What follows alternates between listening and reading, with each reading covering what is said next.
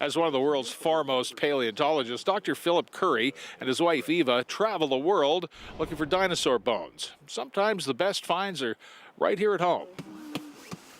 Most of the time it's local. I do the majority of my field work. I'd say 3/4 of the field work I do is in Alberta and working on Alberta resources. And I just firmly believe, why are you going somewhere else when you got such good resources in your own backyard, including here in Edmonton? We are finding bones from a hadrosaur called the Edmontosaurus, and it's a big animal, and it has a lot of bones, and this is called a bone bed because all the bones are disarticulated, so we don't find bones that are connected.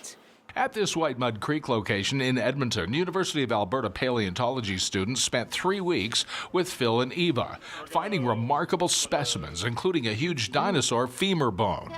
How far in does this go, do you think? It's 1.2 meters long. About 1.2 from here to here, give or take. We're hoping to plaster it, and then hopefully either today or tomorrow we're for sure going to be getting it out.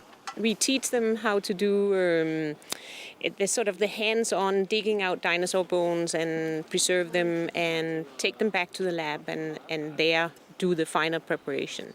How do you stumble upon a spot like this? Does someone else kind of accidentally find it and then you start to dig? Or, how do you find these places? We looked for good dinosaurs in Edmonton for years and never found anything. We knew they were here. We found isolated bones, but nothing too exceptional.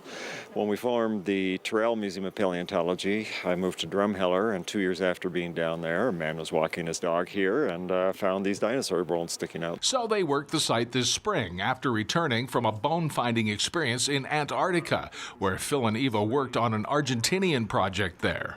We were working in an area that had, in fact, produced the very first dinosaur from Antarctica, and we got to work on that quarry. There's still some unanswered questions about that dinosaur, and so we were able to find another 40 or 50 pieces of that dinosaur. We were really there to sort of get to know the area and see if there was a possibility of finding more material. Eva and Phil really get around. Antarctica, next Greenland in July. Dinosaurs were everywhere. There was land, essentially, and an ecosystem to support them, and so they live from pole to pole.